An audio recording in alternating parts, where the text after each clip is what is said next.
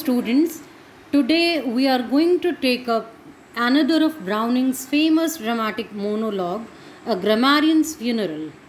It was written by him shortly after Renaissance in Europe. So let's have the text first. Let us begin and carry up this corpse, singing together, leave we, the common crofts, the vulgar thoughts, each in its tether, sleeping safe on the bosom of the plain, cared for till cock crow. See, in this poem, there is a kind of tribute being paid to a grammarian, a Renaissance grammarian, and he is dead now, and the disciples of that fellow, they are full of so much respect for him that through this poem they are paying a sort of tribute to him. The grammarian, a great scholar who once melted like a candle in the pursuit of knowledge, is now dead, and his disciples are carrying up his body on a tall mountain on the peak of which he is to be buried. This is the, you can say, central idea behind this poem. So, in the present stanza, one of the disciples is singing a mourning song in which he is giving an account of the dead grammarian's life and achievement.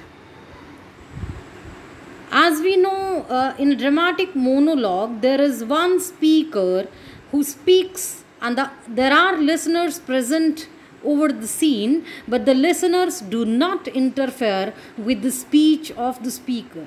Similarly, here also, one of the disciples of that grammarian is speaking, and he is revealing a sort of this poem is a sort of character revelation of the dead grammarian.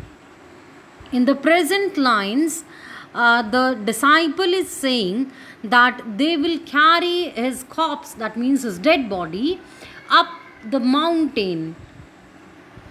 The disciple is, you can say, sharing his thoughts, or rather he is telling his fellow disciples that they are going to carry up the dead body of their master up the mountain hill, and they would sing together a funeral song.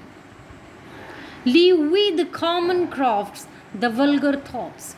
He says that they will leave behind the common fields and villages where the people live tied to their respective duties like animals to the stake. He is saying each in its tether. Tether here stands for the, you can say, the chain that is binding them, like the animals are tethered to their respective stakes. In similar manner, we people, we human beings, common people, they are also bound by their respective duties.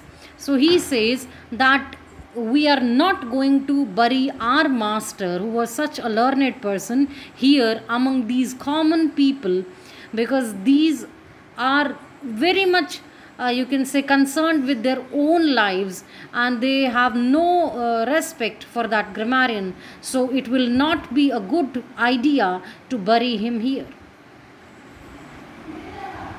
Sleeping safe on the bosom of the plain, cared for till cock crow. That's what I said earlier, that these common people are only worried about their daily course.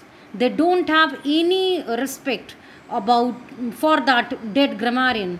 So the disciple does not want to bury their master over that place, because he thinks that the master deserves much higher respect.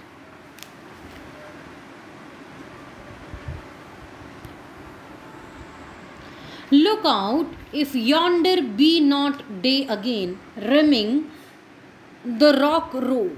That's the appropriate country, their man's thought, rarer, intenser, self-gathered for an outbreak, as it ought, shafts in the censer.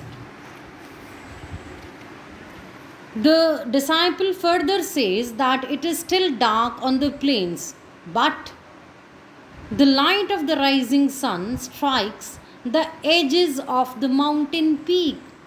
It was his proposal to carry the dead body of their master up to the mountain peak, because according to him, that would be an appropriate place for the burial of their master. So he says that it is still dark over here in this plain, so whereas at the mountain peak the sun has risen and the light is striking on the rocks.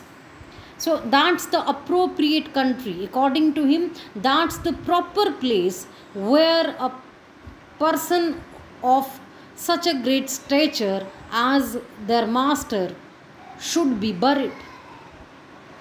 He says it is the fittest place for the burial of the dread grammarian. Why?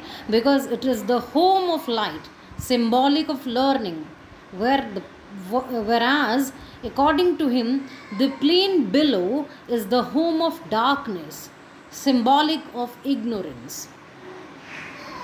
So he says that the mountain peak is the fit place for the burial of the scholar, because on the mountains men's thoughts are loftier, more intense and concentrated, and rise up toward noble ideals and achievements, like incense from a censer in a temple. Now there is a very good you can say use of simile in the last part, where the rising of the thoughts in the mind of a person has been very beautifully compared with the burning of incense in a censer in a temple.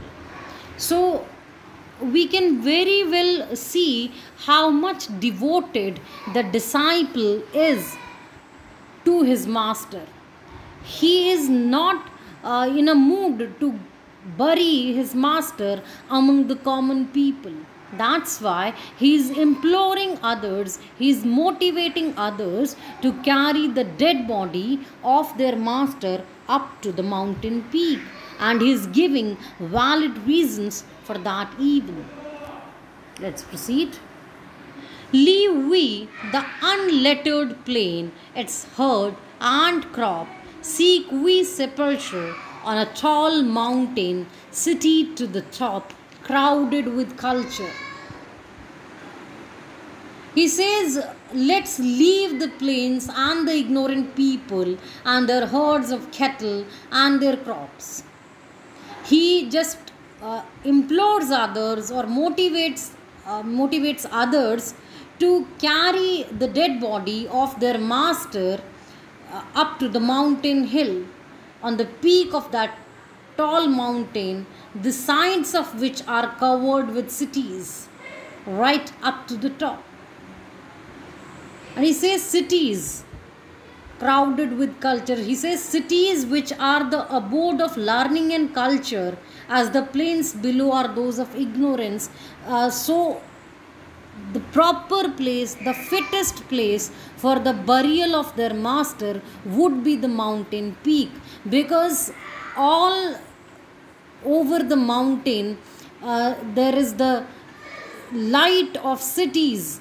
You can say the knowledge of city people is scattered, and instead of the ignorant common people, the fittest place for the burial of their master would be at the mountain peak, which is surrounded by the people of cities, whom he called crowded with culture, whom he thinks, the disciple thinks, that the cities are the abodes of learning and culture. So that would be the proper burial place for their master. That's all for today. In my next video, we are going to continue this poem further.